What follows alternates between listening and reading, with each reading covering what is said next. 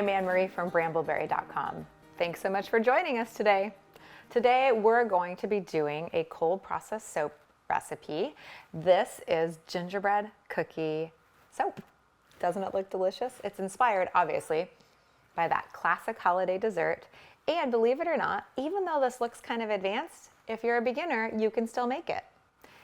Since there is soap frosting involved, it does take an extra batch. So you'll make this particular batch in 2 different days. So this will be day 1 and this will be day like 3 or 4. So a little bit of extra planning involved, but they are totally worth it. This recipe is palm-free. So if you prefer a palm-free soap, this is perfect for you. If you've never tried a palm-free soap, give it a try. We've used a combination of olive oil, pumice, and firm butters and a 10% water discount to create a bar that is hard, lathers beautifully, and is long-lasting in the shower. The gingerbread cookie fragrance is a traditional fragrance that, has gingerbread smells in it. So think cinnamon, think clove, think vanilla, think a little bit of like frosting notes in it. It's delicious. And because of those vanilla notes, it does discolor. Now it discolors. And because I want the discoloration to be even throughout the bar, I am going to really accelerate that discoloration by using brown iron oxide in here as well. Could you get this color just with discoloration? You can, but it might be a little uneven. So I like the brown iron oxide just to even out the entire color. One more thing, sodium lactate, which is a salt that makes your entire bar harder, faster, and also makes it shinier and able to pop out of the mold faster, is optional in every single recipe. For this one, I really do like to have it because this particular recipe being palm-free, you want the bars to get as hard as possible, as fast as possible. And the sodium lactate addition to the lye water will help with that. Now it's time to suit up for safety. So I'm gonna clear my work area, make sure that everything is prepped. I mean, part of cold process soap making, really, almost all of the success is involved in the planning and prep. So I'm just gonna make sure I have everything out. My iron oxide is mixed, my fragrance oil, I'm gonna measure ahead of time, gonna get all my oils and everything ready to go before I get started, so that way I'm not scrambling. So since this can be done with beginners, I just wanna take 22 seconds and remind you, gloves, goggles, pants that are long, closed-toed shoes, kids and pets in another area, at least 45 minutes for you to make this recipe and working in a well-ventilated area. I want you to be as safe as possible when you are making your soap, and these are all necessary parts of staying and remaining safe. So first things first, I'm gonna measure out my fragrance, and remember, when you're making soap, everything is done by weight. So I have this on a scale, this is tared, so I'm going to do a full 2 ounces of the gingerbread cookie fragrance. I am only putting the fragrance oil in the base soap. It will not go in the frosting soap. And this is because I want my frosting to stay white. And if I put this into the actual frosting, the frosting will go brown. So this is just going into the base. So the fragrance has been fully measured. It's gonna go to the side. I have my lye water all mixed, and I've already added the sodium lactate to the lye water. And then I have my entire palm-free recipe right here. Got my molds, which, excuse me, they're just a little bit dirty, but that's because they're production molds. You know how that goes. I'm gonna put them right out of the way and grab my brown iron oxide, which I've already pre-mixed. So from here, it should go pretty quickly. Taking my stick blender, burping it on the bottom to get rid of any excess air bubbles, pouring gently down the stick blender to prevent splashes, and also to keep that texture as air bubble free as possible. And then putting this to the side carefully, and then just getting to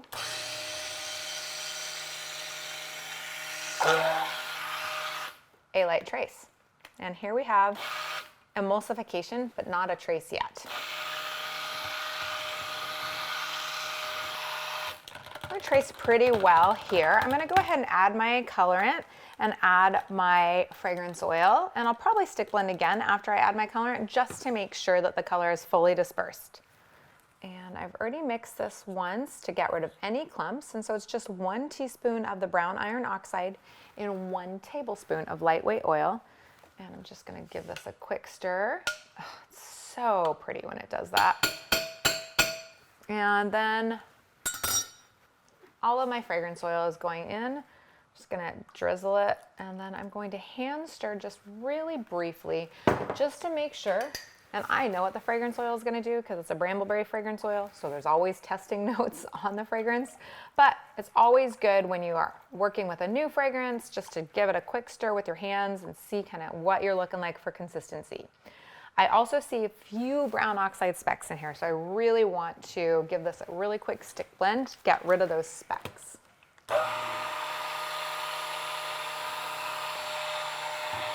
This smells so good.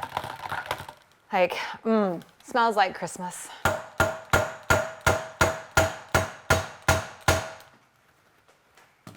And now, taking my molds, my dirty production molds, and just gonna pour, and I'm gonna try and pour all the way to the top, and then I'm going to flatten them out as well because I want these to sit flat once they're done. So that'll be a little messy, but that way when I go to actually frost these, they'll be able to sit flat on the counter.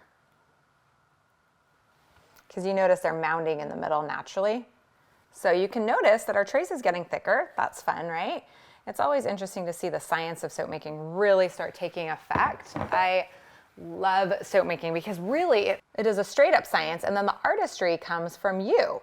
What fragrance you choose, what color you choose, what designs you choose, the recipe you choose.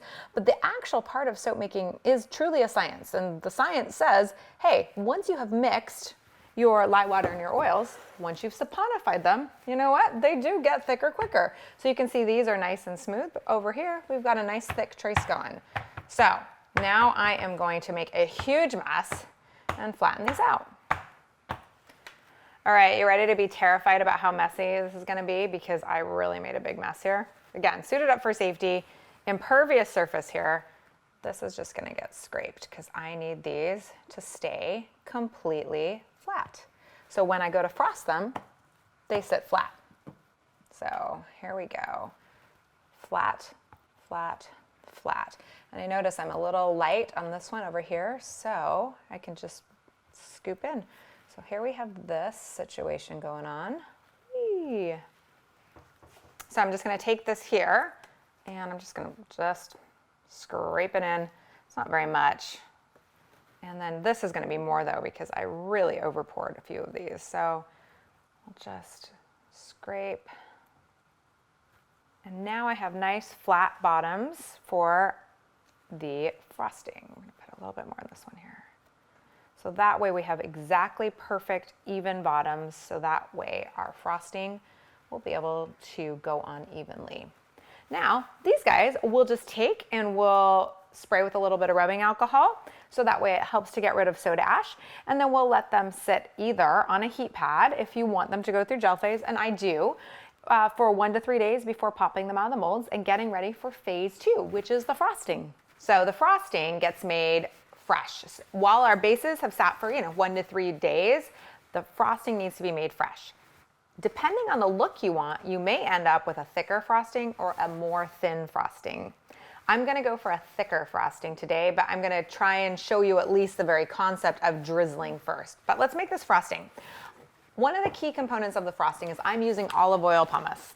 This is a olive oil that has not been refined as much, but what that means is that it traces more quickly. And since this is a palm-free recipe, we want something that will actually sustain and keep that trace for us. I'm gonna pour gently down the shaft of my stick blender, get all the oils in by hand, and then now I'm gonna just stick blend it.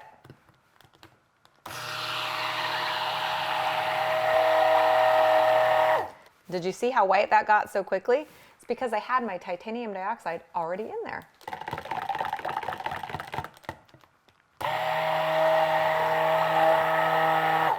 So now that this is made, it's fully emulsified already, we're at trace, there's no fragrance needed. I'm gonna put it to the side and let it thicken up just a little bit more.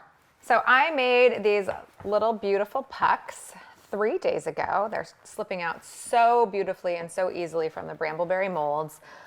Creating palm-free recipes takes a little bit of extra work and trial and error, but this particular blend of oils and butters really creates a hard bar that lathers nicely in the shower. I'm seeing some unevenness in my discoloration. That's gonna go away over the next 3 to 5 weeks. And also, let's not forget, we're gonna be frosting right over this, so that won't matter. This recipe makes just about 12 of these Brambleberry round bars of soap. One of the things you're going to want to do when you are getting ready to frost is have a wire rack, especially if you're doing the drippy, gloppy version of the frosting. So let me show you what I mean by that. This is just a baker's wire rack.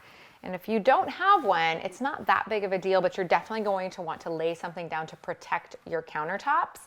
And you're gonna wanna be able to lay something down that you'll be able to pull up from and not rip the bottom of whatever you're laying down on. So for example, if you put cardboard down or anything that is water soluble, newspaper. When you try and pick this up 3 days from now and the soap has literally glopped onto it, you won't be able to pick it up without ripping or tearing. So keep that in mind. Be thinking kind of harder plastics if you're not using a wire rack like I'm using. So this is just a baking wire rack, and I've got it in just a nice little tray for easy cleanup. And first thing I'm gonna do is just place my little soap pucks nicely and evenly apart. And then I'm gonna check my soap here. I'm gonna just kind of drizzle it and see how this is gonna do. This has just been like 2 minutes, if that, and this is already really thick. I'm still gonna try and show you a little bit of gloppy, but we'll see if I can get some cute drizzle for you, but I don't know that we're gonna be able to get drizzle. But that's it. You just take your thicker frosting, which thickened up so beautifully. The thickness of the frosting happens because of the recipe combo that we have, of course, but also because of the temperature in our studio. It's not very warm here. If you are working in a studio that's really warm right now, you may find that you end up with much more of a thin frosting for longer.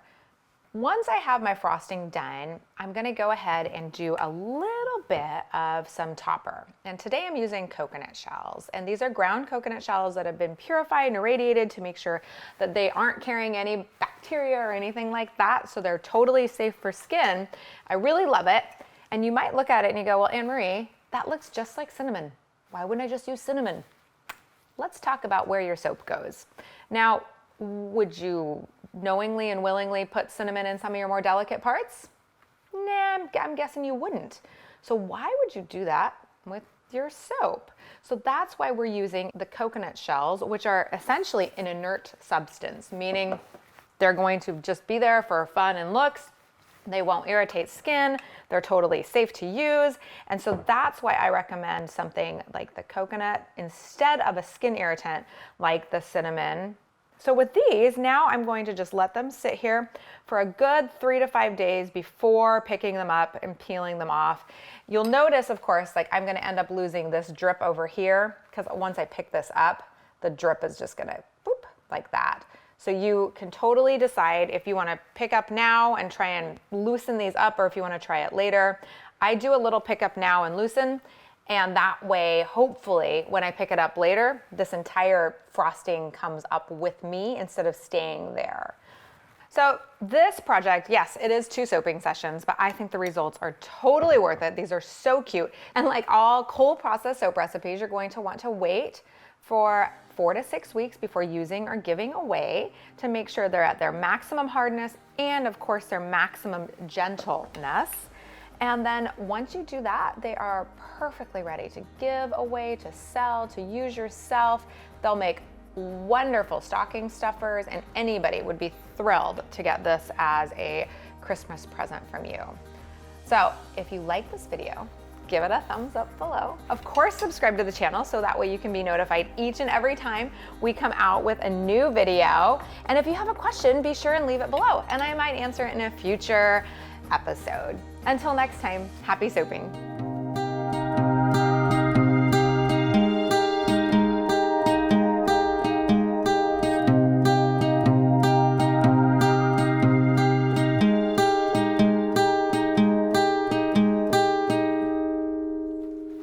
Okay, so Kwanda asked, I did the lavender soap kit, but as it turns out, it has white specks in it. I think it's the lye. How do I correct this? It's been 1 week now. Kwanda, first of all, thank you for ordering from Brambleberry. I hope you like the Lavender Beginner Soap Kit. It is the most popular one we have. Second, the white spots could be a lot of things. So I'm guessing it's actually not the lye. You want to know why? Because if you stirred that lye in until the water was clear, it's not going to be the lye. The lye doesn't have any way to kind of clump back up in the soap. What I'm wondering is it could be a couple things. One, was your trace extremely thick? Like, did it get really, really, really thick? If so, what you could be actually seeing is little air bubbles that are in the soap. So when you cut, the air bubbles get cut in half often, and they look like white little specks in the soap. So that could definitely be it.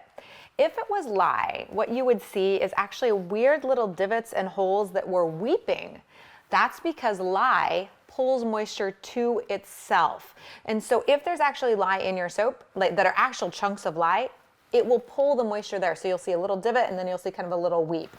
Now I know it's really weird to say, but you can lick your soap like that to see if it's lye heavy. If it's lye heavy, it'll zap you as though you had chewed on aluminum on a filling.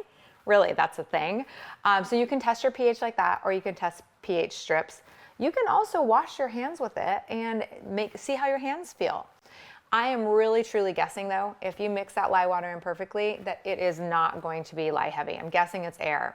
I'd love to see your soap. I'd love to hear about it. So when you're making your products, please hashtag them Bramble on when you're putting them on social, and inspire me, inspire everyone else. And Kwanda, I hope you love your soap when you do try it out.